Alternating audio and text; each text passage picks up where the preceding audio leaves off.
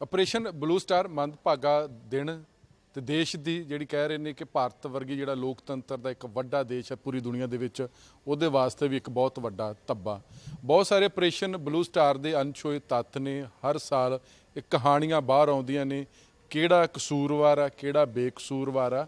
ਇਹ ਬਹੁਤ ਚੱਲਦਾ ਰਹੇਗਾ ਕਿਉਂਕਿ ਬਹੁਤ ਵੱਡੇ ਜ਼ਖਮ ਨੇ, ਉਹ ਜ਼ਖਮ ਹਮੇਸ਼ਾ ਅੱਲੇ ਰਹਿਣਗੇ ਕਿਉਂਕਿ ਇੱਕ ਬਹੁਤ ਮੰਦਭਾਗਾ ਦਿਨ ਸੀ। ਅਸੀਂ ਅੱਜ ਗੱਲ ਕਰਾਂਗੇ ਸਰਦਾਰ ਜਸਪਾਲ ਸਿੰਘ ਸਿੱਧੂ ਹੋਣਾ ਨੇ, ਜਿਨ੍ਹਾਂ ਨੇ ਉਸ ਵੇਲੇ ਅੰਮ੍ਰਿਤਸਰ ਦੇ ਵਿੱਚ ਪੱਤਰਕਾਰੀ ਕੀਤੀ ਸੀ। ਉਹਨਾਂ ਨੇ ਬਹੁਤ ਕੁਝ ਅੱਖੀਂ ਦੇਖਿਆ ਤੇ ਲਿਖਿਆ ਵੀ ਹੈਗਾ। ਇਸ ਮੁਤਲਕ ਅਸੀਂ ਗੱਲਬਾਤ ਕਰਾਂਗੇ। ਅਸੀਂ ਸਭ ਆਪਾਂ ਹਰ ਸਾਲ ਬਰਸੀ ਮਨਾਉਂਦੇ ਹਾਂ, ਬਹੁਤ ਸਾਰੇ ਅੱਲੇ ਜ਼ਖਮ ਨੇ, ਤਾਂ ਲੱਗਦਾ ਕਿ ਜਿਹੜੀ ਸੱਚਾਈ ਆ ਬਾਹਰ ਆਉਣੀ ਚਾਹੀਦੀ, ਲੇਕਿਨ ਬਹੁਤ ਸਮਾਂ ਬੀਤ ਗਿਆ ਜੀ। ਦੇਖੋ ਅਸੀਂ ਇਸ ਨੂੰ ਤੀਜੇ ਘੱਲੂਘਾਰੇ ਦੇ ਲੈਵਲ ਤੇ ਮਨਾਉਣੇ ਆ। ਇਹ ਸਾਡੀ ਸਿਮਰਤੀ ਵਿੱਚ ਦੋ ਘੱਲੂਘਾਰਿਆਂ ਤੋਂ ਪਿੱਛੋਂ ਤੀਜਾ ਘੱਲੂਘਾਰਾ ਹੋ ਗਿਆ। ਸੱਚਾਈ ਪਰ ਜਿਹੜੀ ਹੈ ਉਹ ਹਮੇਸ਼ਾ ਉਸ ਨੂੰ ਲੰਬਾ ਸਮਾਂ ਤੱਕ ਐਕਸਪਲੋਰ ਕਰਦੇ ਰਹਿੰਦੇ ਹੁੰਦੇ ਆ।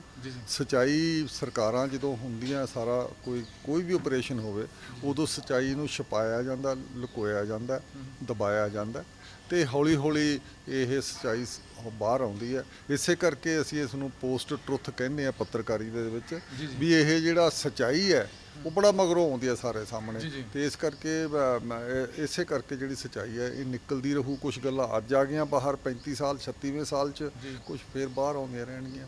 ਸੱਚਾਈ ਹਮੇਸ਼ਾ ਰਹੂ ਬਾਹਰ। ਤਾਂ ਲੱਗਦਾ ਕਿ ਜਿਹੜੀ ਹਕੂਮਤਾਂ ਜਿਹੜੀਆਂ ਮੌਕੇ ਦੀਆਂ ਸਰਕਾਰਾਂ ਹੁੰਦੀਆਂ ਨੇ, ਉਹ ਇੱਕ ਬੜਾ ਇੱਦਾਂ ਦਾ ਜਾਲ ਬੁਣਦੀਆਂ ਹੈਗੀਆਂ ਕਿ ਐਡਾ ਵੱਡਾ ਦਿਨ, ਫਿਰ ਇਹ ਵੀ ਚਰਚਾ ਕਿ ਗੁਰੂ ਅਰਜਨ ਦੇਵ ਜੀ ਦਾ ਹੈਗਾ ਸੀ ਦਿਹਾੜਾ, ਉਹ ਦਿਨ ਚੁਣਿਆ ਗਿਆ। ਇੱਕ ਆਰਮੀ ਆਫੀਸਰ ਕਹਿੰਦਾ ਹੈਗਾ ਕਿ ਮੈਂ ਨਹੀਂ ਅਗਵਾਈ ਕਰ ਸਕਦਾ। ਫਿਰ ਕੁਲਦੀਪ ਸਿੰਘ ਬਰਾੜ ਕਹਿੰਦੇ ਕਿ ਮੈਨੂੰ ਕੋਈ ਚਿੰਤਾ ਨਹੀਂ ਹੈਗੀ, ਮੈਂ ਐਜ ਏ ਫੌਜੀ, ਐਜ ਏ ਨੈਸ਼ਨਲਿਸਟ ਕਾਰਵਾਈ ਕਰਾਂਗਾ। ਦੇਖੋ ਜੀ, ਕੋਸ਼ਿਸ਼ ਸਾਰੀ ਇਹ ਕੀਤੀ ਗਈ ਵੀ ਦਰਬਾਰ ਸਾਹਿਬ ਉੱਤੇ ਹਮਲਾ ਕਰਨਾ ਹੈ। ਤੇ ਇੰਦਰਾ ਗਾਂਧੀ ਦਾ ਇੱਕ ਸਟਾਈਲ ਸੀ ਵੀ ਉਹਨਾਂ ਨੇ ਜ਼ੋਰ ਨਾਲ ਹੈਮਰ ਕਰਨਾ ਹੁੰਦਾ ਸੀ, ਜਿਵੇਂ ਹਥੌੜਾ ਮਾਰੀ ਦੇਖਣਾ, ਇਸ ਤਰੀਕੇ ਨਾਲ ਮਾਰੋ ਤੇ ਬੱਲੇ ਬੱਲੇ ਹੋ ਜੇ। ਤੇ ਫਿਰ ਉਹ 71 ਵਾਲਾ ਵੀ ਉਹਨੇ ਇਸ ਤਰੀਕੇ ਦਾ ਕੀਤਾ ਸਾਰਾ, ਬੰਗਲਾਦੇਸ਼ ਵਾਲਾ। ਉਹਦੇ 'ਚ ਉਹ ਫਿਰ ਦੁਰਗਾ ਦੇ ਲੈਵਲ ਤੇ ਕਹੀ। ਇੱਥੇ ਵੀ ਜਿਹੜੀ ਉਹਦੀ ਪ੍ਰਸ਼ੰਸਾ ਹੋਈ ਸੀ ਬਲੂ ਸਟਾਰ ਤੋਂ ਬਾਅਦ, ਉਹ ਦੁਰਗਾ ਦੇ ਪੱਧਰ ਤੇ ਹੋਈ ਸੀ।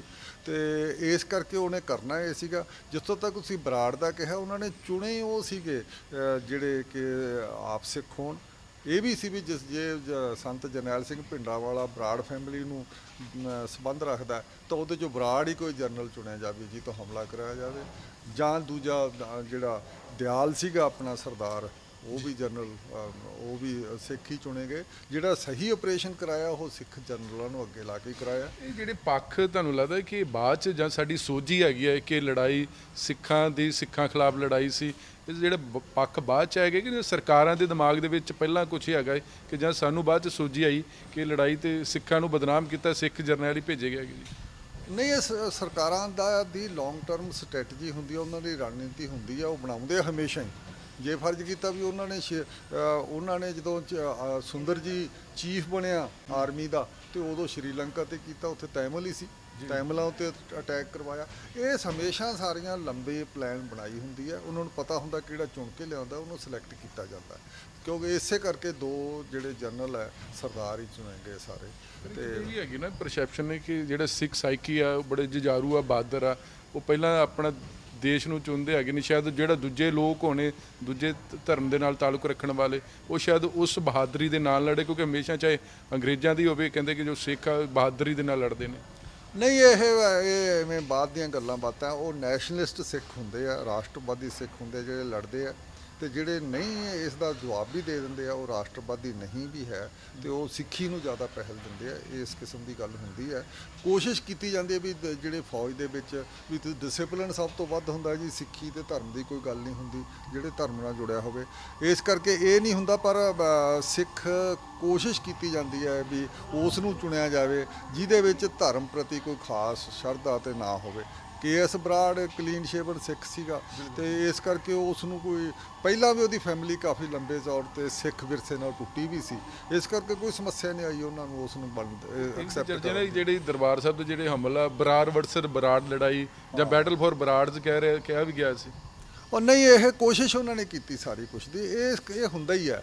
ਜਿਵੇਂ ਹੁਣ ਉਦੋਂ ਬਾਅਦ ਸਾਰਾ ਪੰਜਾਬ ਦੇ ਵਿੱਚ ਜਿੰਨੀ ਗੜਬੜ ਚੱਲੀ ਉਹਦੇ ਵਿੱਚ ਵੀ ਸਰਦਾਰ KPS ਗਿੱਲ ਨੂੰ ਅੱਗੇ ਲਾਇਆ ਗਿਆ, ਉਹਦੇ ਵਿੱਚ ਅਜੀਤ ਸੰਧੂ ਨੂੰ ਲੱਭੇ ਜਾਂਦੇ ਆ। ਕੋਸ਼ਿਸ਼ ਇਹੀ ਹੁੰਦੀ ਆ ਵੀ ਉਹੀ ਲੱਭਿਆ ਜਾਵੇ, ਉਸੇ ਕਮਿਊਨਿਟੀ 'ਚ ਤੋਂ ਮਿਲ ਜਾਂਦੇ ਹੁੰਦੇ ਆ, ਉਸੇ ਕਮਿਊਨਿਟੀ ਦੇ ਵਿੱਚੋਂ ਇਹੋ ਜਿਹੇ ਬੰਦੇ ਜਿਹੜੇ ਸਰਕਾਰ ਦਾ ਕੰਮ ਕਰਨ ਨੂੰ ਤਿਆਰ ਹੁੰਦੇ ਆ। ਲੱਗਦਾ ਕਿ ਸਰ ਉੱਥੇ ਬਹੁਤ ਜ਼ਿਆਦਾ ਪੱਤਰਕਾਰੀ ਉਹਨਾਂ ਦਿਨਾਂ ਦੇ ਵਿੱਚ ਕੀਤੀ, ਸੈਂਸਰ ਲੱਗ ਜਾਂਦਾ ਹੈਗਾ, ਕੋਈ ਆ ਨਹੀਂ ਜਾ ਸਕਦਾ, ਕੋਈ ਐਂਟਰ ਨਹੀਂ ਕਰ ਸਕਦਾ, ਕੋਈ ਬਾਹਰ ਨਹੀਂ ਜਾ ਸਕਦਾ, ਟੈਲੀਫੋਨ ਡਿਸਕਨੈਕਟ ਹੋ ਜਾਂਦੇ ਹੈਗੇ ਨੇ। ਤੇ ਪੂਰਾ ਜਿਹੜੀ ਵਿਉਂਤ ਇਹ ਪਹਿਲਾਂ ਹੀ ਪਲੈਨਿੰਗ ਕੀਤੀ ਗਈ, ਇਹ ਸਡਨਲੀ ਨਹੀਂ ਸਭ ਕੁਝ ਹੋਇਆ ਜੀ। ਇਹ ਬੜੀ ਲੰਬਾ ਸਮੇਂ ਦਾ ਬਲੂ ਪ੍ਰਿੰਟ ਪਹਿਲਾਂ ਬਣਾ ਲੈਂਦੇ ਆ, ਸਡਨਲੀ ਨਹੀਂ ਹੋਇਆ ਸਾਰਾ ਕੁਝ। ਸਡਨਲੀ ਤਾਂ ਇਸ ਤਰੀਕੇ ਨਾਲ ਨਹੀਂ ਹੋਇਆ, ਮੈਨੂੰ ਇਹ ਲੱਗਦਾ ਇਹ ਇਸ ਤਰੀਕੇ ਦਾ ਪ੍ਰਿੰਟ ਬਣਾਇਆ ਸੀ ਵੀ ਅਸੀਂ ਦਰਬਾਰ ਸਾਹਿਬ ਉੱਤੇ ਹਮਲਾ ਕਰਨ ਦੀ ਸਾਨੂੰ ਲੋੜ ਪੈ ਸਕਦੀ ਹੈ, ਜਾਂ ਐਤਕੀ ਅਸੀਂ ਇਸ ਵਾਰ ਅਕਾਲੀ ਮੋਰਚਿਆਂ ਦੇ ਜਿਹੜੇ ਸਾਰੇ ਇਹਨਾਂ ਦਾ ਚੱਲਦਾ ਹੈਗਾ ਜਿਹੜਾ ਸਿਲਸਿਲਾ, ਉਹਨੂੰ ਅਸੀਂ ਪੱਕੇ ਤੌਰ ਤੇ ਬੰਦ ਕਰ ਦੇਣਾ। ਇਸ ਕਰਕੇ ਉਹਨਾਂ ਨੇ ਮੋਰਚਾ ਲੱਗਣ ਤੋਂ 7-8 ਦਿਨ ਪਹਿਲਾਂ ਹੀ ਗਿਆਨੀ ਜੈਲ ਸਿੰਘ ਨੂੰ ਰਾਸ਼ਟਰਪਤੀ ਬਣਾਇਆ। ਉਹ 25 ਜੁਲਾਈ ਨੂੰ ਬਣਦਾ, 4 ਅਗਸਤ ਨੂੰ ਮੋਰਚਾ ਲੱਗਦਾ 1982 ਚ। ਇਸ ਕਰਕੇ ਲੰਬੀਆਂ ਪਲਾਨ ਦੇ ਸਾਰੇ ਹਿੱਸੇ ਆ ਵੀ ਕੀਤਾ ਜਾਵੇ। ਮੈਨੂੰ ਤਾਂ ਇੱਥੋਂ ਤੱਕ ਵੀ ਲੱਗਦਾ ਜਿਹੜਾ ਕਿ ਹੁਣ ਮੌਕੇ ਤੇ ਲੋਕ ਖੋਜਣਗੇ ਵੀ ਇਹ ਸਾਰੀ ਗੱਲ ਉਹਨਾਂ ਨੇ ਮੋਰਚਾ ਵੀ ਅਕਾਲੀਆਂ ਤੋਂ ਪ੍ਰੈਸ਼ਰ ਪਾ ਕੇ ਉਹਨਾਂ ਨੇ ਇੱਧਰ ਉੱਧਰ ਕਰਕੇ ਸਾਰਾ ਮੋਰਚਾ ਲਵਾਇਆ, ਕਿਉਂਕਿ ਸੰਤ ਭਿੰਡਰਾਂ ਵਾਲੇ ਦੇ 2 ਬੰਦੇ ਫੜਨ ਦੀ ਕੋਈ ਲੋੜ ਹੀ ਨਹੀਂ ਸੀਗੀ। 18 ਸਿੰਘ ਤੇ ਅਮਰੀਕ ਸਿੰਘ ਨੂੰ ਉਹਨਾਂ ਨੂੰ ਤੁਰੇ ਜਾਂਦੇ ਫੜ ਲਿਆ, ਫਿਰ ਉਸਨੇ ਮੋਰਚਾ ਲਾਤਾ। ਫਿਰ ਉਹਨਾਂ ਦਿਨਾਂ ਦੇ ਵਿੱਚ ਹਰਿਆਣੇ ਦੀ ਇਲੈਕਸ਼ਨ ਆ ਰਹੀ ਸੀ ਤਾਂ ਹਰਿਆਣੇ ਲਈ SYL ਪੱਟ ਕੇ ਲਿਜਾਣੀਆਂ ਨਹਿਰ, ਤੇ ਇੱਥੇ ਕਪੂਰੀ ਦਾ ਮੋਰਚਾ ਲਵਾਤਾ ਅਕਾਲੀਆਂ ਤੋਂ। ਤੇ ਇਹ ਸਾਰਾ ਕੁਝ ਉਹਨਾਂ ਦਿਨਾਂ ਦੇ ਵਿੱਚ ਕੀਤਾ ਗਿਆ। ਤੇ ਉਹਦੇ ਵਿੱਚੋਂ ਸਵਾਲ ਇਹ ਸੀ ਵੀ ਹਿੰਦੂ ਜਿਹੜਾ ਸਮਾਜ ਹੈ, ਵੱਡਾ ਸਮਾਜ ਹੈ, ਵੱਡਾ ਵੋਟ ਬੈਂਕ ਹੈ, ਉਹਨੂੰ ਇਕੱਠਾ ਕਿਵੇਂ ਕਰਨਾ। ਉਹਦੇ 'ਚੋਂ ਕਾਮਯਾਬ ਵੀ ਰਹੇ ਆ। ਉਹਦੇ 'ਚੋਂ ਆ ਮੋਦੀ ਤੱਕ ਦਾ ਜਿਹੜਾ ਹਿੰਦੂ ਸਮਾਜ ਹੈ ਸਾਰਾ ਇਕੱਠਾ ਹੋ ਗਿਆ, ਲੱਗ ਗਏ 30-35 ਸਾਲ। ਪਰ ਜਦੋਂ ਵੀ ਮਾਈਨੋਰਟੀ ਤੇ ਹਮਲਾ ਹੋਇਆ ਹੈਗਾ ਵਾ, ਮੈਜੋਰਟੀ ਨੂੰ ਫਾਇਦਾ ਹੋਇਆ। ਮੈਜੋਰਟੀ ਫਾਇਦਾ ਨਹੀਂ, ਮੈਜੋਰਟੀ ਇਕੱਠੀ ਹੋ ਜਾਂਦੀ ਹੈ, ਕੰਸੋਲੀਡੇਟ ਹੋ ਜਾਂਦੀ ਹੈ, ਇਕੱਠੇ ਹੋ ਜਾਂਦੇ, ਵੋਟ ਬੈਂਕ ਬਣ ਜਾਂਦਾ ਲੀਡਰਾਂ ਦੀ। ਇਸੇ ਕਰਕੇ ਵੀ ਇਹ ਸਾਰਾ ਕੰਮ ਲਗਾਤਾਰ ਇਸੇ ਲੈਵਲ ਤੇ ਹੋਇਆ। ਜਿੱਥੇ ਵੋਟ ਬੈਂਕ ਹੈ ਉਹਦੀ ਕਰਨੀਆਂ ਲੱਗਾ। ਜੇ ਹੁਣ ਟਰੰਪ ਨੂੰ ਲੱਗਦਾ ਵੀ ਇਹ ਮੈਨੂੰ ਵਾਈਟ ਪੀਪਲ ਹੀ ਲੋਕ ਵੋਟ ਪਾ ਸਕਦੇ ਆ ਜਿਹੜੇ ਵਾਈਟ ਹੈਗੇ, ਤੇ ਉਸ ਕਰਕੇ ਉਹ ਵਾਈਟ ਦੀ ਗੱਲ ਕਰਦਾ। ਇਹ ਫਸਟ ਜਿਹੜਾ ਕੰਟਰੀ ਆਫ ਅਮਰੀਕਨ ਦਾ ਹੈ, ਤੇ ਉਹ ਕਾਲਿਆਂ ਦੀ ਗੱਲ ਵੀ ਨਹੀਂ ਕਰਦਾ। ਕਾਲਿਆਂ ਪ੍ਰਤੀ ਵੀ ਉਹਦਾ ਐਟੀਟਿਊਡ ਕੁਝ ਹੋਰ ਹੈ ਸਰ ਸਾਰੇ ਦੌਰ 'ਚ। ਇਸ ਕਰਕੇ ਕੋਸ਼ਿਸ਼ ਇਹੀ ਹੁੰਦੀ ਹੈ ਵੀ ਤੁਸੀਂ ਵੋਟ ਬੈਂਕ ਕਿਵੇਂ ਤਿਆਰ ਕਰਨਾ ਇਸ ਡੈਮੋਕ੍ਰੇਸੀ 'ਚ। ਇਹ ਡੈਮੋਕ੍ਰੇਸੀ ਦੇ ਵੱਡੇ ਫਲਾਅ ਹੈ ਜਿਹਦੇ ਵਿੱਚ ਅਸੀਂ ਚੱਲ ਰਹੇ ਹਾਂ। ਇਹਦੇ ਵਿੱਚ ਇਸ ਕਿਸਮ ਦੀਆਂ ਤਰੀਕੇ ਕੀਤੇ ਜਾਂਦੇ, ਲੋਕਾਂ ਨੂੰ ਮੈਜੋਰਿਟੀ ਮਿਨੋਰਿਟੀ 'ਚ ਵੰਡਿਆ ਜਾਂਦਾ, ਫਿਰ ਉਹਦੇ ਤੇ ਪੋਲਿਟਿਕਸ ਕੀਤੀ ਜਾਂਦੀ ਹੈ, ਤੇ ਮੈਜੋਰਿਟੀ ਦੀਆਂ ਵੋਟਾਂ 30-35% ਨਾਲ ਇਹ ਅਕਾਲੀ ਲੀਡਰਸ਼ਿਪ ਨੂੰ ਵਰਤਿਆ ਗਿਆ ਜੀ। ਅਕਾਲੀ ਲੀਡਰਸ਼ਿਪ ਸੰਤ ਜਰਨੈਲ ਸਿੰਘ ਭਿੰਡਰਾਂ ਵਾਲੇ ਨੂੰ ਲੱਗਦਾ ਸੀ ਕਿ ਇਹ ਬਹੁਤ ਵੱਡਾ ਅਕਾਲੀ ਦਾ ਜਾਂ ਸਿੱਖ ਕੌਮ ਦਾ ਇੱਕ ਵੱਡਾ ਲੀਡਰ ਹੋ ਚੁੱਕਾ ਹੈਗਾ। ਇਹਨਾਂ ਦੇ ਵਿੱਚ ਵੀ ਇਹ ਵਰਤੇ ਗਏ ਨੇ ਕਿ ਜਾਂ ਇਹ ਖੁਦ ਹੀ ਵਰਤਣ ਲਈ ਤਿਆਰ ਹੋ ਗਏ? ਨਹੀਂ, ਇੰਨਾ ਅਸੀਂ ਕੋਈ ਸ਼ਬਦ ਕਿਸੇ ਲਈ ਵਰਤਣ ਲਈ ਨਾ ਲਾਈਏ, ਨਾ ਵਰਤਣ ਦੀ ਲੋੜ ਹੈ। ਸਵਾਲ ਇਹ ਹੈ ਵੀ ਜਦੋਂ 78 ਤੋਂ ਵਿਸਾਖੀ ਜਿਹੜੀ ਹੋਈ ਹੈ, ਵਿਸਾਖੀ ਨਿਰੰਕਾਰੀ ਕਾਂਡ ਹੋਇਆ, ਉਸ ਨਿਰੰਕਾਰੀ ਕਾਂਡ ਤੋਂ ਸੰਤ ਲਗਾਤਾਰ ਲੋਕਾਂ 'ਚ ਜਾ ਰਿਹਾ ਸੀ ਵੀ ਇਨਸਾਫ ਲੈ ਕੇ ਛੱਡਾਂਗੇ, ਜਿਹੜੇ 15 ਲੋਕ ਮਾਰੇ ਗਏ ਆ। ਤਾਂ ਫਿਰ ਉਹ ਚੱਲਦਾ ਸੀ, ਉਸ ਕੰਪੇਨ ਦੇ ਵਿੱਚ ਇਹ ਲੋਕ ਇਹਦੇ ਪਿੱਛੇ ਲੱਗਣ ਲੱਗ ਗਏ। ਤਾਂ ਜਦੋਂ ਇਹ ਮੋਰਚਾ ਲੱਗਿਆ ਅਕਾਲੀ ਦਲ ਦਾ ਮੋਰਚਾ, ਜਿਹੜਾ ਕਪੂਰੀ ਦਾ ਮੋਰਚਾ ਸੀ, ਉਸ ਨੂੰ ਤਾਂ ਵਲੰਟੀਅਰ ਨਹੀਂ ਸੀ ਮਿਲਦੇ, ਤੇ ਇਸ ਦੇ ਕੋਲੇ ਬਹੁਤ ਜ਼ਿਆਦਾ ਦਰਬਾਰ ਸਾਹਿਬ 'ਚ ਆਉਣ ਲੱਗ ਗਏ। ਤੇ ਕੁਦਰਤੀ ਆਖਿਆ ਵੀ ਇਹਦੇ ਨਾਲ ਮੋਰਚਾ ਅਸੀਂ ਜੋੜ ਲਈਏ, ਤਾਂ ਅਕਾਲੀ ਆਪ ਖੁਦ ਜਾ ਕੇ ਜੁੜੇ ਉਹਦੇ ਨਾਲ। ਤੇ ਜਗਦੇਵ ਸਿੰਘ ਤਲਵੰਡੀ ਕੋਲੇ ਵੀ ਕੋਈ ਖਾਸ ਵਲੰਟੀਅਰ ਨਹੀਂ ਸੀ ਮਿਲਦੇ ਹੁੰਦੇ। ਉਹਨੇ ਦਿੱਲੀ ਮੋਰਚਾ ਲਾਇਆ ਸੀ ਅਨੰਦਪੁਰ ਸਾਹਿਬ ਦੇ ਰੈਜ਼ੋਲੂਸ਼ਨ ਤੇ, ਉਹਨੇ ਵੀ ਆਪਦੇ ਦੋਨਾਂ ਨੇ ਲਿਆ ਕੇ ਇਹਦੇ 'ਚ ਸ਼ਾਮਲ ਕਰਤਾ। ਤੇ ਅਨੰਦਪੁਰ ਸਾਹਿਬ ਦਾ ਮਤਾ ਇੱਕ ਮੇਨ ਉਹਦਾ ਏਜੰਡਾ ਰੱਖ ਲਿਆ ਵੀ ਅਸੀਂ ਇਹਦੇ ਤੇ ਲੜਾਈ ਕਰਾਂਗੇ। ਇਸ ਕਰਕੇ ਮਜਬੂਰੀਆਂ ਹੁੰਦੀਆਂ ਵੀ ਕਿਹਦੇ ਕੋਲੇ ਕਿੰਨਾ ਕੁ ਜ਼ੋਰ ਆ, ਬੰਦੇ ਉਹਦੇ ਨਾਲ ਕੇ ਰਲ ਜਾਂਦੇ ਆ। ਉਸ ਵੇਲੇ ਸੰਤ ਦੀ ਥੋੜ੍ਹੀ ਚੜ੍ਹਾਈ ਹੋ ਗਈ ਸੀ 78 ਤੋਂ ਲੈ ਕੇ 82 ਤੱਕ, 4 ਸਾਲਾਂ ਦੇ ਵਿੱਚ। ਤਾਂ ਲੱਗਦਾ ਕਿ ਅਕਾਲੀ ਦਲ ਨੇ ਉਸ ਸਮੇਂ ਫਿਰ ਮੌਕੇ ਦੀ ਸਿਆਸਤ ਕੀਤੀ ਹੈਗੀ। ਹਰ ਗੱਲਾਂ ਮੌਕੇ ਦੀ ਸਿਆਸਤ ਕਰਦੇ। ਅਕਾਲੀ ਦਲ ਕੀ ਹੈ, ਕੋਈ ਵੀ ਹੈ, ਬੜੀ ਅੜਹੌਕ ਤੇ ਨੇੜੇ ਦੀ ਸਿਆਸਤ ਕੀਤੀ ਜਾਂਦੀ ਹੈ। ਲੌਂਗ ਟਰਮ ਉਹਦੇ ਪਿੱਛੇ ਹੁੰਦੀਆਂ ਗੱਲਾਂ, ਪਰ ਨੇੜੇ ਦੀ ਸਿਆਸਤ ਤੋਂ ਤੁਸੀਂ ਬੰਦੇ ਭੱਜ ਨਹੀਂ ਸਕਦੇ, ਉਹ ਕੀਤੀ ਹੈ ਇਹਨਾਂ ਨੇ।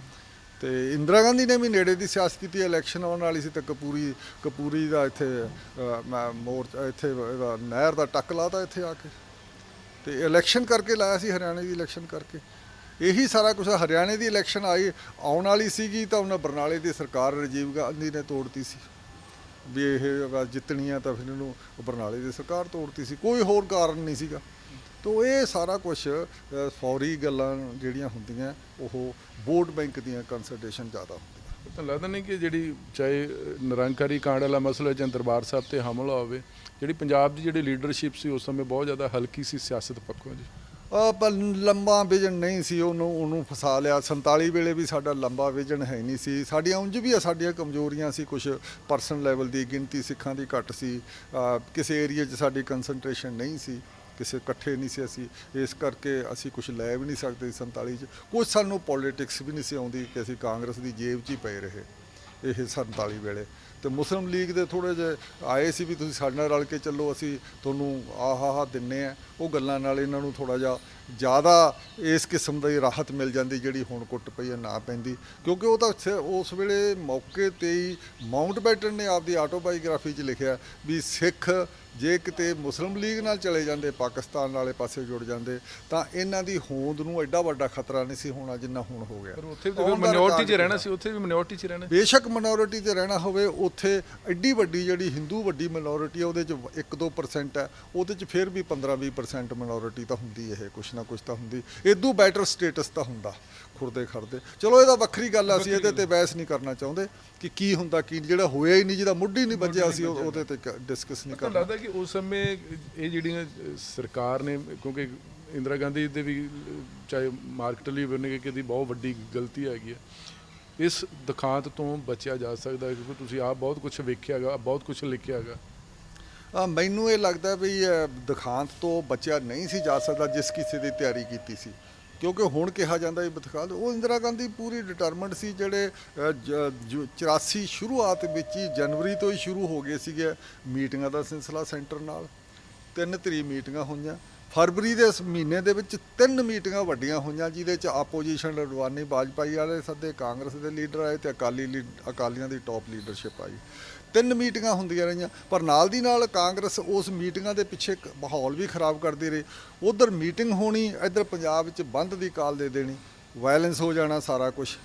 ਹਿੰਦੂ ਸੁਰੱਖਿਆ ਸਮਤੀਆਂ 10, 12, 15 ਉਹਨਾਂ ਨੇ ਇਹੋ ਜਿਹੀਆਂ ਖੜੀਆਂ ਕਰ ਦਿੱਤੀਆਂ ਸੀ। ਐਵੇਂ ਬੰਦੇ ਆਪਦੇ ਕਾਂਗਰਸ ਦੇ ਬੰਦੇ ਹੁੰਦੇ ਸੀ ਜਿਹੜੇ ਸੁਰੱਖਿਆ ਸਮਤੀ 'ਚ ਹੁੰਦੇ ਸੀਗੇ, ਤੇ ਉਹਨਾਂ ਨੇ ਪਿੱਛੇ ਇੱਥੇ ਗੜਬੜਾਂ ਕਰਨੀਆਂ। ਉਹਨਾਂ ਨੂੰ ਸਿਕਿਉਰਿਟੀ ਦੇ ਦਿੱਤੀ ਗਈ ਸੀ, ਸਾਰੀ ਪੁਲਿਸ ਦੀ ਸਿਕਿਉਰਿਟੀ, CRP ਦੀ ਸਿਕਿਉਰਿਟੀ, ਤੇ ਉਹ ਬੰਦੇ ਸਾਰਾ ਕੁਝ ਕਰਦੇ। ਜਿਵੇਂ 14 ਵਾਲੀ ਖਾਸ ਗੱਲ ਹੈ ਜਿਹਦੇ 'ਚ ਮੈਂ ਸਾਰੇ ਨੂੰ ਕਵਰ ਵੀ ਕੀਤਾ ਜਾ, ਉਹ 14 ਨੂੰ ਤਾਂ ਜਿਹੜੀਆਂ ਸਿੱਖਾਂ ਦੀਆਂ ਦੁਕਾਨਾਂ ਲੁੱਟੀਆਂ, ਕੋਈ ਸੋਚ ਸਕਦਾ ਮੋਰਚਾ ਚੱਲਦਾ ਹੋਵੇ ਸਿੱਖਾਂ ਦੀਆਂ ਦੁਕਾਨਾਂ ਲੁੱਟੀਆਂ, ਤੇ ਉਹ ਇਸ ਨੂੰ ਪੂਰਾ ਵਧਾ ਕੇ ਸਿਖਰ ਤੇ ਲਿਜਾਣਾ ਚਾਹੁੰਦੇ ਸੀ, ਉਹ ਲੈ ਗਈ ਸੀ ਇੰਦਰਾ ਗਾਂਧੀ। ਚਾਹੇ ਗਿਆਨੀ ਜੈਲ ਸਿੰਘ, ਚਾਹੇ ਬੂਟਾ ਸਿੰਘ ਹੋਵੇ, ਚਾਹੇ ਦਰਬਾਰਾ ਸਿੰਘ, ਚਾਹੇ ਗਿਆਨੀ ਜੈਲ ਸਿੰਘ ਹੋਣ, ਚਾਹੇ ਜਗਦੇਵ ਤਲਵੰਡੀ, ਚਾਹੇ ਪ੍ਰਕਾਸ਼ ਸਿੰਘ ਬਾਦਲ ਹੋਣ, ਚਾਹੇ ਜਥੇਦਾਰ ਗੁਰਚਰਨ ਸਿੰਘ ਟੌੜਾ ਹੋਣ, ਚਾਹੇ ਬਲਵੰਤ ਸਿੰਘ ਰਾਮੂਵਾਲੀਆ ਹੋਣ, ਇਹ ਕਮਜ਼ੋਰ ਹੀ ਇੰਨੇ ਜ਼ਿਆਦਾ ਹੈਗੇ ਸੀ ਕਿ ਜਾਂ ਇਹਨਾਂ ਨੂੰ ਲੱਗਾ ਹੈਗਾ ਕਿ ਇਹ ਮੌਕਾ ਹੈਗਾ ਕਿ ਭਿੰਡਰਾਂਵਾਲੇ ਤੋਂ ਬਚਿਆ ਜਾ ਸਕਦਾ ਹੈਗਾ। ਨਹੀਂ, ਕਮਜ਼ੋਰ ਹੁੰਦੇ ਹੀ ਆ ਸਾਰੇ। ਭਿੰਡਰਾਂ ਵਾਲੇ ਨੇ ਕੋਈ ਕੁਛ ਨਹੀਂ ਸੀ ਕਰਨਾ ਕਰਾਉਣਾ। ਸਵਾਲ ਤਾਂ ਇਹ ਹੈ ਵੀ ਤੁਸੀਂ ਇੱਕ ਤਰ੍ਹਾਂ ਨਾਲ ਉਹਨਾਂ ਨੂੰ ਕਈ ਗੱਲਾਂ ਤੇ ਤੁਸੀਂ, ਜਿਹਨੂੰ ਅਸੀਂ ਐਰਰ ਆਫ ਜੱਜਮੈਂਟ ਕਹਿੰਦੇ ਆ, ਵੀ ਪਹਿਲਾਂ ਤੋਂ ਜੱਜਮੈਂਟ ਸਹੀ ਨਹੀਂ ਹੁੰਦੀ। ਕਾਂਗਰਸ ਦੀ ਜੱਜਮੈਂਟ ਵੀ ਸੰਤ ਭਿੰਡਰਾਂਵਾਲੇ ਬਾਰੇ ਗਲਤ ਰਹੀ। ਉਹਨਾਂ ਨੂੰ ਐਂ ਸੀ ਵੀ ਇਹੋ ਜਿਹੇ ਸਾਧ ਸਾਰੇ ਅਸੀਂ ਜੇਬ 'ਚ ਪਾਈ ਫਿਰਦੇ, ਇਹ ਸਾਧ ਨੂੰ ਵੀ ਅਸੀਂ ਜੇਬ 'ਚ ਪਾ ਲਾਂਗੇ, ਪੈਸੇ ਦੇ ਦਿਆਂਗੇ, ਹੋਰ ਸਾਰਾ ਕੁਝ ਕਰ ਰਿਹਾ, ਜਿਵੇਂ ਹੋਰ ਸਾਰੇ ਸਾਧ ਉਹਨਾਂ ਦੀ ਜੇਬ 'ਚ ਹੈ। ਅਕਾਲੀਆਂ ਨੂੰ ਵੀ ਇਹ ਸੀ ਵੀ ਅਸੀਂ ਬਹੁਤ ਸ਼ਾਰਪ ਹੈ, ਤੇ ਸੰਤ ਦਾ ਜਿਹੜਾ ਬਹੁਤ ਵੱਡਾ ਬਣ ਗਿਆ, ਜਿਹੜੇ ਉਹਦਾ ਪ੍ਰਭਾਵ ਬਣ ਗਿਆ, ਇਹਨੂੰ ਅਸੀਂ ਆਪਣੀ ਪੋਲਿਟਿਕਸ ਲਈ ਵਰਤ ਲਾਂਗੇ। ਤੇ ਨਾ ਅਕਾਲੀ ਵਰਤ ਸਕੇ ਤੇ ਨਾ ਕਾਂਗਰਸ ਵਰਤ ਸਕੀ, ਤੇ ਉਹਦੇ ਵਿੱਚੋਂ ਗੱਲ ਹੋਰ ਨਿਕਲੀ। ਸੰਤ ਵੱਡਾ ਨਿਕਲਿਆ, ਸੰਤ ਦਾ ਨਾਂ ਰਹਿ ਗਿਆ, ਹੋਰ ਕਿਸੇ ਦਾ ਨਾਂ ਨਹੀਂ ਰਿਹਾ। ਸੰਤ ਨੂੰ ਮਾਰਨ ਦੀ ਬੜੀ ਕੋਸ਼ਿਸ਼ ਕੀਤੀ, ਸੰਤ ਹਜੇ ਵੀ ਜਿੰਦਾ। ਸੰਤ ਸੋਹਾਂ ਤੋਂ ਹੁਣ ਲੋਕਾਂ ਦੀਆਂ ਗੱਡੀਆਂ ਤੇ ਸਟicker ਲੱਗਣ ਲੱਗ ਗਏ। ਜਿਉਂ-ਜਿਉਂ ਸਾਲ ਜਾਂਦੇ ਆ ਸੰਤ ਵੱਡਾ ਹੁੰਦਾ ਤੁਰਿਆ ਜਾਂਦਾ। ਤੇ ਇਸ ਕਰਕੇ ਫਿਰ ਇਹ ਦੋਨਾਂ ਦੀ ਜੱਜਮੈਂਟ ਆਫ ਐਰਰ ਕਹਿ ਦਿਓ, ਦੋਨਾਂ ਨੂੰ ਸਮਝ ਨਹੀਂ ਆਈ। ਸੰਤ ਨੇ ਆਪਣੇ ਜਿਹੜੇ ਪੱਤੇ ਆ ਉਹ ਕਿਤੇ ਨਹੀਂ ਕਿਸੇ ਕੋਲੇ ਖੋਲ੍ਹੇ ਸੀ, ਆਪਦੇ ਜਥੇ 'ਚ ਵੀ ਨਹੀਂ ਖੋਲ੍ਹੇ ਹੋਣੇ ਮੈਨੂੰ ਇਹ ਲੱਗਦਾ। ਤੇ ਇਸ ਕਰਕੇ ਸੰਤ ਨੂੰ ਹੀ ਪਤਾ ਸੀ, ਇਸੇ ਕਰਕੇ ਸੰਤ ਦੇ ਪਿੱਛੋਂ ਦਮਦਮੀ ਟਕਸਾਲ 'ਚ ਕੋਈ ਬੰਦਾ ਨਹੀਂ ਰਹਿ ਗਿਆ ਜਿਹੜਾ ਸੰਤ ਦੀ ਲੈਗਸੀ ਨੂੰ, ਉਹਦੀ ਵਿਰਾਸਤ ਨੂੰ ਅੱਗੇ ਤੋਰ ਸਕੇ। ਇਸ ਕਰਕੇ ਕੋਈ ਨਿਕਲਿਆ ਨਹੀਂ ਬੰਦਾ। ਤਾਂ ਲੱਗਦਾ ਕਿ ਜਿਹੜੇ ਨਾ ਫੈਡਰੇਸ਼ਨ 'ਚੋਂ ਨਿਕਲਿਆ। ਤਾਂ ਲੱਗਦਾ ਕਿ ਜਿਹੜੇ ਸਿੱਖ ਕੌਮ ਦੀ ਜਿਨ੍ਹਾਂ ਨੇ ਜਿਵੇਂ ਲੀਡਰਸ਼ਿਪ ਨੇ ਅਗਵਾਈ ਕੀਤੀ ਹੈਗੀ, ਉਹਨਾਂ ਦੇ ਜਿਹੜੇ ਕਿਰਦਾਰ ਨੇ ਉਹ ਬਹੁਤ ਸ਼ੱਕੀ ਰਹੇ ਨੇ। ਨਹੀਂ, ਇਹ ਨਹੀਂ ਕਹਿ ਸਕਦੇ, ਇਹ ਤਾਂ ਸ਼ੱਕੀ ਪੱਤਰਕਾਰੀ ਦੇ ਲੈਵਲ ਤੇ ਬਣਾਏ ਜਾਂਦੇ। ਇਹੋ ਜਿਹੇ ਸਾਰਾ ਜਿਸ ਕਿਸਮ ਦਾ ਇਹ ਮਟੀਰੀਅਲ ਆ ਸਾਡਾ ਸਿੱਖਾਂ ਦਾ ਲੀਡਰਸ਼ਿਪ ਦਾ, ਉਹੋ ਜਿਹੇ ਮਮਤਾ ਬੈਨਰਜੀ ਆ, ਉਹੋ ਜਿਹੇ ਮੁਲਾਇਮ ਸਿੰਘ ਆ, ਉਹੋ ਜਿਹੇ ਦੂਸਰੇ BSP ਦੇ ਲੀਡਰ ਆ, ਸਾਊਥ ਵਾਲੇ ਵੀ ਸਾਰੇ। ਇਹ ਲੀਡਰਸ਼ਿਪ ਦੀ ਸਾਰੀ ਕੁਆਲਿਟੀ ਸਾਡੀ ਵੋਟਾਂ ਨਾਲ ਜੁੜੀ ਹੋਈ ਆ। ਸੱਤਾ ਪ੍ਰਾਪਤ ਕਰਨ ਨਾਲ ਜੁੜੀ ਹੋਈ ਹੈ, ਸੱਤਾ ਲਈ ਸਮਝੌਤੇ ਵੀ ਕਰਦੇ ਆ। ਇਹਨੂੰ ਸ਼ੱਕੀ ਕਹਿ ਦਿਓ ਕਿਸੇ ਕੋਲ, ਮੈਨੂੰ ਤਾਂ ਕੋਈ ਵੀ ਬਾਦਲ ਦੇ ਕਰੈਕਟਰ ਦੇ ਵਿੱਚ ਤੇ ਥੱਲੇ ਕਰੁਣਾਨਿਧੀ ਦੇ ਕਰੈਕਟਰ ਵਿੱਚ ਫਰਕ ਨਹੀਂ ਲੱਗਦਾ। ਉਹ ਵੀ ਬੀਜੇਪੀ ਨਾਲ ਆ ਗਿਆ, ਇਹ ਵੀ ਬੀਜੇਪੀ ਨਾਲ ਆ ਗਿਆ। ਨਾਲੇ ਉਹਨਾਂ ਨੇ ਸਭ ਤੋਂ ਪਹਿਲਾਂ ਦੇਸ਼ ਤੋਂ ਵੱਖ ਹੋਣ ਦੀ ਗੱਲ ਚਲਾਈ ਸੀ ਤਾਮਿਲਨਾਡੂ ਵਾਲਿਆਂ ਨੇ। ਸਭ ਤੋਂ ਪਹਿਲਾਂ 50 ਦੇ ਵਿੱਚ ਤਾਂ ਉਹਨਾਂ ਦੀ ਚੱਲਦੀ ਸੀ। ਪਰ ਜਿਹੜੀ ਖੇਤਰੀ ਪਾਰਟੀਆਂ ਹੈਗੀਆਂ ਉਹਨਾਂ ਦਾ ਜਿਹੜੀ ਸੋਚ ਉਹਦੀ ਛੋਟੀ ਰਹਿ ਜਾਂਦੀ ਹੈ ਕਿ ਨਹੀਂ? ਕੋਈ ਛੋਟੀ ਨਹੀਂ ਹੁੰਦੀ। ਖੇਤਰੀ ਪਾਰਟੀ ਬਗੈਰ ਦੇਸ਼ ਚੱਲ ਨਹੀਂ ਸਕਦਾ। ਖੇਤਰੀ ਪਾਰਟੀ ਜੇ ਇਮਾਨਦਾਰ ਹੋਵੇ ਤਾਂ ਖੇਤਰੀ ਪਾਰਟੀ ਦਾ ਬਹੁਤ ਵੱਡਾ ਜ਼ੋਰ ਹੁੰਦਾ। ਸਵਾਲ ਹੈ ਵੀ ਸਾਡੇ ਖੇਤਰੀ ਪਾਰਟੀਆਂ ਇਮਾਨਦਾਰ ਲੀਡਰਸ਼ਿਪ ਨਾ ਹੋਣ ਕਰਕੇ ਕਰਪਟ ਲੀਡਰਸ਼ਿਪਾਂ ਰਹੀਆਂ ਤੇ ਜਿਹਦੇ ਕਰਕੇ ਕਰੋੜਾਪਤੀ ਹੋਏ ਆ ਸਾਰੇ ਵੱਡੇ ਵੱਡੇ ਜਿੰਨੇ ਵੀ। ਕਿ ਜਿਹੜਾ ਦੁਖਾਂਤ ਆ ਇਹ ਟਾਲਿਆ ਨਹੀਂ ਜਾ ਸਕਦਾ, ਦੁਖਾਂਤ ਨੂੰ ਘੜਿਆ ਗਿਆ ਹੈਗਾ। ਘੜਿਆ ਗਿਆ। ਇੰਦਰਾ ਗਾਂਧੀ ਨੂੰ ਕੀ ਲੱਗਦਾ ਉਸ ਤੋਂ ਬਾਅਦ ਕਿਹੜੀ ਇਲੈਕਸ਼ਨ ਇੰਦਰਾ ਗਾਂਧੀ ਨੇ ਜਿਹੜਾ ਆਪਦਾ ਸਾਰਾ ਜਿਹੜਾ ਪਾਲਿਸੀ ਪ੍ਰੋਗਰਾਮ ਸੀ ਉਹ ਬਦਲ ਲਿਆ ਸੀ। ਮੈਜੋਰਿਟੀ ਦੇ ਵਿੱਚ ਆਪਦਾ ਵੋਟ ਬੈਂਕ ਤਿਆਰ ਕਰਦੀ ਸੀ, ਉਹਦੇ ਸਕਸੈਸਫੁਲ ਵੀ ਹੋ ਗਈ ਸੀ। ਉਹਦਾ ਸਬੂਤ ਸਾਨੂੰ ਮਿਲ ਜਾਂਦਾ ਜਦੋਂ ਦਸੰਬਰ 1984 'ਚ ਇਲੈਕਸ਼ਨਾਂ ਹੁੰਦੀਆਂ ਤਾਂ 530 ਦੇ ਵਿੱਚੋਂ 404 ਜਿਹੜੀਆਂ ਵੋਟਾਂ ਸੀਟਾਂ ਕਾਂਗਰਸ ਨੂੰ ਮਿਲ ਜਾਂਦੀਆਂ। ਹੋ ਸਕਦਾ ਹੈਗਾ ਉਹਦੇ ਵਿੱਚ ਇੱਕ ਫੈਕਟਰ ਹੋਰ ਵੀ ਵੱਡਾ ਫੈਕਟਰ ਹੋ ਗਿਆ ਵੀ ਸਿੰਪਥੀ ਕਾਰਡ ਵੀ ਯੂਜ਼ ਹੋ ਗਿਆ। ਇੰਦਰਾ ਗਾਂਧੀ ਮਾਰੀ ਗਈ ਸੀ ਪਰ ਉਹਦੇ ਬਾਵਜੂਦ ਵੀ ਬਹੁਤ ਵੱਡੇ ਲੈਵਲ ਤੇ ਸਿੰਪਥੀ ਦੀਆਂ 100 ਲੋਕ ਸਭਾ ਦੀਆਂ ਸੀਟਾਂ ਸਿੰਪਥੀ ਨਾਲ ਜਿੱਤੀਆਂ ਗਈਆਂ। ਫੇਰ ਵੀ ਬਹੁਤ ਵੱਡੇ ਆ ਵੀ 300 ਸੀਟਾਂ ਜਿਹੜਾ ਹੁਣ ਮੋਦੀ ਜਿਨ੍ਹਾਂ ਦੇ ਨਾਲ ਉੱਤੇ ਛਾਲਾਂ ਮਾਰਦਾ ਫਿਰਦਾ 300 ਸੀਟਾਂ ਲੈ ਕੇ 300 ਸੀਟਾਂ ਤਾਂ ਉਦੋਂ 404 ਆਈਆਂ ਸੀ।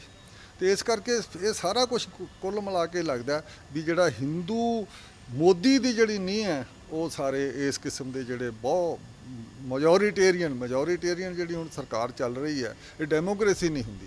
ਡੈਮੋਕ੍ਰੇਸੀ ਦਾ ਵਿਗਾੜ ਹੈ। ਮੈਜੋਰੀਟੇਰੀਅਨ ਵੀ ਤੁਸੀਂ ਹਿੰਦੂਆਂ ਚੋਂ ਹੀ ਸਾਰੇ ਵੋਟਾਂ ਲੈ ਕੇ ਜਿੱਤਣਾ, ਬਾਕੀਆਂ ਦੀ ਤੁਹਾਨੂੰ ਪਰਵਾਹ ਨਹੀਂ। ਮੁਸਲਮਾਨਾਂ ਤੋਂ ਵੋਟ ਮੰਗਣ ਨਹੀਂ ਜਾਂਦੇ ਨਾ ਕਹਿੰਦੇ ਪਾਉਣ ਲਈ। ਤੇ ਐਵੇਂ ਸਿੱਖਾਂ ਦੇ ਵਿੱਚ ਤੁਹਾਨੂੰ ਕੋਈ ਪਰਵਾਹ ਨਹੀਂ ਛੋਟੀਆਂ ਮਿਨੋਰਿਟੀਆਂ ਦੀ। ਜਿਹੜਾ ਇਸ਼ੂ ਹੈ ਕਿ ਡੀਸੀ ਉੱਥੇ ਸਰਦਾਰ ਜਿਸ ਤਰ੍ਹਾਂ ਪਹਿਲਾਂ ਦੂਜਾ ਐਸਐਸਪੀ ਸਰਦਾਰ, ਆਰਮੀ ਦੇ ਚੀਫ ਸਰਦਾਰ, ਇਹ ਮੋਹਰੇ ਸੀ ਜੀ? ਮੋਹਰੇ ਨਹੀਂ ਹੁੰਦਾ। ਇਹ ਕੋਸ਼ਿਸ਼ ਕੀਤੀ ਜਾਂਦੀ ਹੁੰਦੀ ਹੈ ਸਾਰਿਆਂ ਦੀ। ਇਹ ਬੰਦੇ ਲੱਭੇ ਉਹ ਜਾਂਦੇ ਹੁੰਦੇ ਵੀ ਜਿਹੜਾ ਸਾਡਾ ਕੰਮ ਕਰਨਗੇ। ਜੇ ਕਿਤੇ ਸਰਦਾਰਾਂ 'ਚੋਂ ਲੱਭ ਜਾਣ ਤਾਂ ਬਹੁਤ ਹੀ ਵਧੀਆ ਗੱਲ ਹੈ। ਇਹ ਐਂ ਤੁਸੀਂ ਮੋਹਰੇ ਨਾ ਇੱਕੋ ਦਮ ਕਹੇ ਬੰਦੇ ਕਰਨ ਨੂੰ ਤਿਆਰ ਹੈ। ਜਿਵੇਂ ਹੁਣ ਅਸੀਂ ਤੁਹਾਡੀ ਮੈਂ ਹੋਰ ਜਿਹੜੀ ਰਮੇਸ਼ਿੰਦਰ ਸਿੰਘ ਦੀ ਇੰਟਰਵਿਊ ਪੜ੍ਹੀ ਹੈ। ਪੂਨੀ ਹੁਣ ਆਪਣੇ ਆਪ ਨੂੰ ਬਹੁਤ ਸਿਆਣਾ ਕਹਾਉਂਦਾ, ਰਾਈਟਰ ਵੀ ਆ, ਸਾਰਾ ਕੁਝ ਵੱਡਾ ਆਪਦਾ ਕਹਾਉਂਦਾ ਤੇ ਪੂਨੀ ਸਟੈਂਡ ਹੀ ਨਹੀਂ ਲੈ ਸਕਿਆ। ਨਾ ਬਾਅਦ 'ਚ ਉਹਨੇ ਕਿਹਾ ਵੀ ਮੈਂ ਮਜਬੂਰੀ 'ਚ ਕੀਤਾ, ਨਾ ਕਨਫੈਸ਼ਨ ਕਰ ਸਕਿਆ ਹੈ। ਇਸ ਕਿਸਮ ਦੀਆਂ ਬੰਦਾ ਉਹਨਾਂ ਨੂੰ ਪਤਾ ਹੁੰਦਾ ਵੀ ਇਹ ਮੁੜ ਜਾਣਗੇ। ਨਹੀਂ ਮੁੜਦੇ ਤਾਂ ਇਹਨਾਂ ਨੂੰ ਪਾਸੇ ਕਰੋ, ਕਿਸੇ ਹੋਰ ਨੂੰ ਇਹਦੀ ਥਾਂ ਤੇ ਲਿਆਓ ਤੋਂ ਦਸਤਖਤ ਕਰਾ ਲਓ। ਇਸ ਕਰਕੇ ਸਾਰਾ ਕੁਝ ਸਰਕਾਰਾਂ ਨੂੰ ਪਤਾ ਹੁੰਦਾ। ਉਹਨਾਂ ਕੋਲੇ ਪੂਰਾ ਪ੍ਰੋਫਾਈਲ ਹੁੰਦਾ, ਉਹਨਾਂ ਕੋਲੇ ਸੀਕ੍ਰੇਟ ਸਾਰੀ ਉਹਦੀ ਇਨਫੋਰਮੇਸ਼ਨ ਹੁੰਦੀ ਹੈ ਵੀ ਇਹ ਕਿਸ ਕਿਸਮ ਦਾ ਬੰਦਾ। ਇਹ ਤੁਸੀਂ ਕਿ ਦੁਰਗਾ ਦਾ ਰੂਪ ਪੇਸ਼ ਕੀਤਾ ਹੈਗਾ, ਉਹ ਦੁਰਗਾ ਦਾ ਰੂਪ ਪੇਸ਼ ਕਰਨ ਦੇ ਵਿੱਚ ਤੁਹਾਨੂੰ ਲੱਗਦਾ ਕਿ ਬੀਜੇਪੀ ਦਾ ਵੀ ਹੱਥ ਰਿਹਾ ਹੈਗਾ ਜੀ? ਬੀਜੇਪੀ ਨੇ ਕੁਝ ਨਹੀਂ ਕੀਤਾ। ਬੀਜੇਪੀ ਉਦੋਂ ਕੁਝ ਵੀ ਨਹੀਂ ਸੀ। ਬੀਜੇਪੀ ਦੀਆਂ 2 ਸੀਟਾਂ ਹੁੰਦੀਆਂ ਸੀ। ਬੀਜੇਪੀ ਦੀ ਹੋਂਦ 92 ਤੋਂ ਬਾਅਦ ਬਣੀ ਆ ਸਾਰੀ, ਜਦੋਂ ਇਹਨਾਂ ਨੇ ਬਾਬਰੀ ਮਸਜਿਦ ਢਾਈ ਹੈਗੀ ਤੇ ਰਾਤ ਮਾਰਚ। ਜਦੋਂ ਇਹ ਚਰਚਾ ਚੱਲਦੀ ਹੈਗੀ ਇਹਨਾਂ ਦੇ ਫਿਰ ਬਹੁਤ ਸਾਰੇ ਜਿਹੜੇ ਲੀਡਰ ਉਹ ਲਾਲ ਕ੍ਰਿਸ਼ਨ ਅਡਵਾਨੀ ਦੀ book my country my life ਦਾ ਹਵਾਲਾ ਦਿੰਦੇ ਕਿ ਉਹਨਾਂ ਨੇ ਇੰਦਰਾ ਗਾਂਧੀ ਨੂੰ ਪ੍ਰੇਰਿਤ ਕੀਤਾ ਕਿ ਮੌਕਾ ਹੈਗਾ ਉੱਥੇ ਹਮਲਾ ਕੀਤਾ ਜਾ ਸਕਦਾ। ਵੇਖੋ ਉਸਨੇ ਅਡਵਾਨੀ ਨੇ ਬਾਅਦ ਵਿੱਚ ਕਿਤਾਬ ਲਿਖੀ ਹੈ।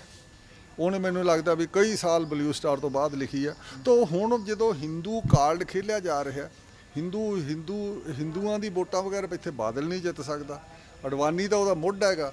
ਉਹ ਕਿਉਂ ਕਹਿਣ ਵੀ ਅਸੀਂ ਨਹੀਂ ਸੀ ਕਹਿੰਦੇ, ਉਹ ਕਹਿਣਗੇ ਅਸੀਂ ਹਾਂ ਕਹਿੰਦੇ ਸੀ, ਅਸੀਂ ਦੇਸ਼ ਦੀ ਯੂਨਿਟੀ ਇੰਟੈਗ੍ਰਿਟੀ ਬਚਾਉਣ। ਉਹਦਾ ਕ੍ਰੈਡਿਟ ਲੈਣਗੇ, ਨਾ ਵੀ ਕਿਹਾ ਹੋਵੇ ਤਾਂ ਵੀ ਲੈਣਗੇ।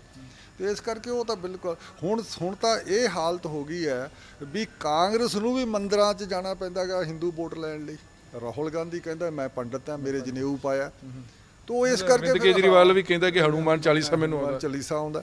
ਤੋ ਇਹ ਸਾਰਾ ਕੁਝ ਤੁਹਾਨੂੰ ਪਤਾ ਲੱਗ ਗਿਆ ਵੀ ਇੰਨੇ ਸਾਲਾਂ 'ਚ ਇੰਦਰਾ ਗਾਂਧੀ ਦੇ ਸਾਰੀ ਜਿਹੜੀ ਪੋਲੀਟਿਕਸ ਵਿੱਚ ਅਸੀਂ ਜਦੋਂ ਇਸ ਨੂੰ ਕਹਿੰਦਾ ਡਿਵਾਈਡਿੰਗ ਲਾਈਨ ਕਹਿੰਦੇ ਆ ਇੰਡੀਆ ਦੀ ਪੋਲੀਟਿਕਸ ਦੇ ਵਿੱਚ, ਜਿਹੜਾ 84 ਸੀਗਾ, ਇਦੋਂ ਪਿੱਛੋਂ ਪੋਲੀਟਿਕਸ ਬਿਲਕੁਲ ਹਿੰਦੂਵਾਦੀ ਹੋ ਗਈ ਹੈ ਸਾਰੀ। ਜਿਹਦਾ ਅਸੀਂ ਹੁਣ ਸਾਰਾ ਹਸ਼ਰ ਦੇ ਰਹੇ ਹਾਂ ਵੀ ਕੇਜਰੀਵਾਲ ਨੂੰ ਵੀ ਬੋਲਣਾ ਪੈਂਦਾ ਮੈਂ ਹਿੰਦੂ ਹਾਂ, ਮਾੜਾ ਵੱਡਾ ਹਿੰਦੂ ਹਾਂ, ਤੇ ਰਾਹੁਲ ਗਾਂਧੀ ਨੂੰ ਵੀ ਕਹਿਣਾ ਪੈਂਦਾ। ਜਿਹੜਾ ਬਹੁਤ ਵੱਡਾ ਦਿਖਾਂਤ ਹੈ, ਜਿਹੜਾ ਨਾ ਭੁੱਲਣ ਯੋਗ ਜਿਹੜਾ ਹੈਗਾ ਦਿਨ ਜੀ, ਤੁਹਾਨੂੰ ਲੱਗਦਾ ਕਿ ਇਹ ਸੀ ਪਿਛੋਕੜ ਸਾਡੇ ਨਾਲ ਹੀ ਜੀਏਗਾ, ਨਾਲ ਹੀ ਮਰੇਗਾ ਜੀ? ਦੇਖੋ ਇਨਸੀਡੈਂਟ ਤਾਂ ਕੋਈ ਵੀ ਭੁੱਲਣ ਯੋਗ ਨਹੀਂ ਹੁੰਦੇ। ਪਹਿਲਾਂ ਵੀ ਬਹੁਤ ਜ਼ਿਆਦਾ ਸਿੱਖਾਂ ਦੇ ਮਾਰ ਮਰਾਈ ਹੋਈ ਹੈ, ਉਹ ਕਿਹੜਾ ਭੁੱਲਣ ਯੋਗ ਹੈ? 2 ਵਾਰ ਪਹਿਲਾਂ ਦਰਬਾਰ ਸਾਹਿਬ ਨੂੰ ਅਹਿਮਦ ਸ਼ਾਹ ਅਬਦਾਲੀ ਅਫਗਾਨਾਂ ਦੇ ਲੀਡਰ ਨੇ, ਉਹਨਾਂ ਦਿਨਾਂ 'ਚ ਢਾਇਆ ਸੀਗਾ, ਉਹ ਕਿਹੜਾ ਭੁੱਲਣਯੋਗ ਹੈ। ਉਸੇ ਤਰੀਕੇ ਨਾਲ ਇਹ ਭੁੱਲਣਯੋਗ ਹੈ। ਇਹ ਦੂਜਿਆਂ ਨਾਲੋਂ ਵੱਖਰਾ ਨਹੀਂ, ਉਸੇ ਲੜੀ ਦਾ ਹੀ ਕੰਮ ਤੁਰਿਆ ਆ ਰਿਹਾ ਵੀ ਸਿੱਖਾਂ ਦੀ ਸ਼ਕਤੀ ਦਾ ਸੋਮਾ, ਸ਼ਕਤੀ ਦਾ ਜਿਹੜਾ ਸਰੋਤ ਹੈ ਉਹ ਦਰਬਾਰ ਸਾਹਿਬ ਹੈ। ਉਹਨੂੰ ਅਗਲੇ ਨੇ ਤੋੜਨਾ। ਅਹਿਮਦ ਸ਼ਾਹ ਅਬਦਾਲੀ ਨੂੰ ਵੀ ਪਤਾ ਸੀਗਾ ਵੀ ਸ਼ਕਤੀ ਦਾ ਸਰੋਤ ਹੈ, ਇਹਨੂੰ ਤੋੜਾਂ। ਇੰਦਰਾ ਗਾਂਧੀ ਨੂੰ ਵੀ ਪਤਾ ਸੀ। ਇਸ ਕਰਕੇ ਇਹ ਦੋਨਾਂ ਦਾ ਭਾਵੇਂ ਤੁਹਾਨੂੰ ਤਾਲਮੇਲ ਨਾ ਹੋਵੇ, ਹਾਕਮ ਨੂੰ ਪਤਾ ਵੀ ਇਹ ਕਿੱਥੋਂ ਸ਼ਕਤੀ ਲੈਂਦੇ ਆ, ਕਿਵੇਂ ਚੱਲਦੇ ਆ। ਸਿੱਖ ਕੌਮ ਦੀ ਹਮੇਸ਼ਾ ਤੋਂ ਲੱਗਦਾ ਕਿ ਐਸਟੈਬਲਿਸ਼ਮੈਂਟ ਦੇ ਨਾਲ ਇਸ ਮੁੱਦੇ ਤੇ ਰਾਵਾਂ ਵੱਖਰੀਆਂ ਰਹਿਣਗੀਆਂ। ਕੋਈ ਐਸਟੈਬਲਿਸ਼ਮੈਂਟ ਨਹੀਂ ਹੁੰਦੀ, ਕੋਈ ਦੇਸ਼ ਇਕੱਠਾ ਨਹੀਂ ਹੁੰਦਾ, ਇੱਕ ਨਹੀਂ ਹੁੰਦਾ। ਇਹ ਪਹਿਲਾ ਦੇਸ਼ ਇੱਕ ਹੀ ਨਹੀਂ ਸੀਗਾ। ਐਸਟੈਬਲਿਸ਼ਮੈਂਟ ਨੂੰ ਤੁਸੀਂ ਹੁਣ ਦਿੱਲੀ ਤਿਆਰ ਹੋ ਗਏ, ਤੁਹਾਨੂੰ ਲੱਗਦਾ ਵੀ ਦਿੱਲੀ ਦੀ ਸਦੀਵੀ ਐਸਟੈਬਲਿਸ਼ਮੈਂਟ ਬਣ ਗਈ। ਇਹਦੇ ਕੀ ਪਤਾ ਕੱਲ੍ਹ ਨੂੰ ਕੀ ਹੋਏਗਾ। ਪਹਿਲਾਂ ਵੀ ਕੁਝ ਨਹੀਂ ਸੀਗਾ, ਕਿਉਂਕਿ ਪੰਜਾਬ ਤਾਂ ਸਾਰਾ 1850 ਦੇ ਵਿੱਚ ਇੱਧਰ ਆ ਕੇ ਰਲਿਆ। ਪਹਿਲਾਂ ਪੰਜਾਬ ਹਿੱਸਾ ਹੀ ਨਹੀਂ ਰਿਹਾ ਦੇਸ਼ ਦਾ। ਤਾਂ ਫਿਰ ਇਹ 1.5-2 ਸਾਲਾਂ ਦੇ ਸਾਰੇ ਵਰਤਾਰੇ ਆ। ਹੁਣ ਕੀ ਵਰਤਾਰਾ ਕੱਲ੍ਹ ਹੋ ਜਾਣਾ ਸਾਨੂੰ ਨਹੀਂ ਪਤਾ। ਇਸ ਕਰਕੇ ਇਹ ਪੱਕਾ ਨਹੀਂ ਹੁੰਦਾ, ਇਹ ਰਾਜ ਕਰਨ ਦੇ ਮੌਕੇ ਦੇ ਤੌਰ ਤਰੀਕੇ ਹੁੰਦੇ ਆ। ਤਾਂ ਲੱਗਦਾ ਕਿ ਜਿਹੜਾ ਸਾਕਾ ਨੀਲਾ ਧਾਰਾ ਇਤਿਹਾਸ ਨੂੰ, ਦੇਸ਼ ਨੂੰ ਇੱਕ ਬਹੁਤ ਵੱਡਾ ਲੈਸਨ ਦੇ ਕੇ ਗਿਆ ਕਿ ਨਹੀਂ ਦੇ ਕੇ ਗਿਆ, ਜਾਂ ਉਸ ਤੋਂ ਬਾਅਦ ਸਰਕਾਰਾਂ ਸਮਝੀਆਂ? ਮੈਂ ਤਾਂ ਇਹ ਕਹਿੰਦਾ ਵੀ ਜਿਹੜਾ ਸਿੱਖਾਂ ਨੇ ਕੁਰਬਾਨੀ ਦਿੱਤੀ ਆ, ਸਿੱਖਾਂ ਤੇ ਆਰਮੀ ਦੇ ਫੌਜ ਹੋਇਆ, ਉਹਦੇ ਨਾਲ ਇਹਨਾਂ ਨੇ ਸਾਰੇ ਦੇਸ਼ ਦੀ ਡੈਮੋਕ੍ਰੇਸੀ ਦਾ ਕਰੈਕਟਰ ਹੀ ਬਦਲਤਾ, ਉਹਦਾ ਖਾਸਾ ਹੀ ਬਦਲਤਾ। ਜੀ ਜੀ। ਉਸ ਦੇ ਪਿੱਛੋਂ ਹਿੰਦੂਤਵ ਦਾ ਹੋ ਗਿਆ। ਇੱਥੇ ਹਿੰਦੂ ਰਾਸ਼ਟਰ ਵੱਲ ਪੂਰੇ ਪੱਕੇ ਪੈਰ ਵੱਧ ਗਏ ਸਾਰੇ। ਉਦੋਂ ਪਿੱਛੋਂ ਮੁੜ ਕੇ ਹੁਣ ਇਹ ਲੱਗਦਾ ਨਹੀਂ ਵੀ ਜੇ ਇਹੋ ਜਿਹੇ ਹਾਲਾਤ ਰਹਿਣਗੇ ਤੇ ਮੁੜ ਕੇ ਇਹ ਸਹੀ ਡੈਮੋਕ੍ਰੇਸੀ, ਇਸ਼ੂ ਬੇਸਡ ਡੈਮੋਕ੍ਰੇਸੀ ਆ ਜਾਏਗੀ, ਮੁੱਦਿਆਂ ਆਧਾਰਿਤ ਡੈਮੋਕ੍ਰੇਸੀ ਆ ਜੀ, ਕਦੇ ਨਹੀਂ ਆਏਗੀ। ਮਾਨਵਤਾ ਨੇ ਕੁਝ ਸਿੱਖਿਆ ਨਹੀਂ। ਮਾਨਵਤਾ ਦਾ ਕੋਈ ਸਿੱਖਣਾ ਕੀ ਹੁੰਦਾ। ਮਾਨਵਤਾ ਦਾ ਇਲੈਕਸ਼ਨ ਦੀ ਸਾਲੀ ਹੁੰਦੀ ਆ, ਸਰਕਾਰਾਂ ਕੋਲੇ ਮਸ਼ੀਨਰੀਆਂ ਹੁੰਦੀਆਂ, ਪਬਲਿਸਿਟੀ ਕਰੀ ਜਾਂਦੀਆਂ, ਆਪਦੇ ਮੁਤਾਬਕ ਮੋੜਦੀਆਂ ਰਹਿੰਦੀਆਂ। ਹੁਣ ਸਾਡੀ ਜਿਹੜੀ ਡੈਮੋਕ੍ਰੇਸੀ ਨੂੰ ਅਸੀਂ ਸਭ ਤੋਂ ਵਧੀਆ ਮੰਨਦੇ ਆ, ਉਹ ਮੁੱਦਿਆਂ ਬੇਸ ਤੇ ਹੋਵੇ, ਲੋਕਾਂ ਦੀ ਡੈਮੋਕ੍ਰੇਸੀ ਹੋਵੇ, ਉਹ ਨਹੀਂ ਆ ਸਕਦੀ। ਹੁਣ ਇਹਦੇ ਵਿੱਚੋਂ ਖੂਨ ਖਰਾਬਾ ਨਿਕਲ ਗਿਆ ਜਿਸ ਕਿਸਮ ਦਾ ਹਿੰਦੂ ਰਾਸ਼ਟਰ ਬਣਾਉਣ ਜਾ ਰਿਹਾ। ਚਲੋ ਬਹੁਤ ਮਿਹਰਬਾਨੀ। ਧੰਨਵਾਦ। ਜਿਸ ਤਰ੍ਹਾਂ ਸਰਦਾਰ ਜਸਪਾਲ ਸਿੰਘ ਸਿੱਧੂ, ਜਿਨ੍ਹਾਂ ਨੇ ਉਸ ਵੇਲੇ ਪੱਤਰਕਾਰੀ ਕੀਤੀ ਔਰ ਖੁੱਲ੍ਹ ਕੇ ਗੱਲਾਂ ਵੀ ਦੱਸੀਆਂ, ਮਸਲਾ ਇਹ ਹੈ ਚਾਹੇ ਅਹਿਮਦ ਸ਼ਾਹ ਅਬਦਾਲੀ ਹੋਵੇ, ਚਾਹੇ ਫਿਰ ਮਰਹੂਮ ਜਿਹੜੇ ਪ੍ਰਧਾਨ ਮੰਤਰੀ ਇੰਦਰਾ ਗਾਂਧੀ ਹੋਣ, ਜਾਂ ਜਿਹੜੀ ਹਕੂਮਤਾਂ ਮੌਕੇ ਦੀਆਂ ਹੈਗੀਆਂ, ਹਮੇਸ਼ਾ ਸਿੱਖਾਂ ਨੂੰ ਲੈ ਕੇ ਇੱਕ ਵੱਖਰੀ ਸੋਚ ਰੱਖਦੇ ਰਹੀਆਂ। ਤੇ ਜਿਹੜਾ ਸਿੱਖਾਂ ਦਾ ਸ਼ਕਤੀ ਦਾ ਸੋਮਾ ਮੰਨਿਆ ਜਾਂਦਾ, ਉਹ ਤਾਂ ਹਮੇਸ਼ਾ ਹੀ ਹਮਲਾਵਰ ਨੇ ਅਟੈਕ ਕੀਤਾ ਹੈਗਾ। ਲੇਕਿਨ ਇਤਿਹਾਸ ਕਦੇ ਵੀ ਮਾਫ ਨਹੀਂ ਕਰਦਾ। ਕੈਮਰਾ ਮਨਦੀਪ ਸਿੰਘ ਦੇ ਨਾਲ ਜਗਤਾਰ ਸਿੰਘ, ਨਬੀ ਨਿਊਜ਼, ਚੰਡੀਗੜ੍ਹ।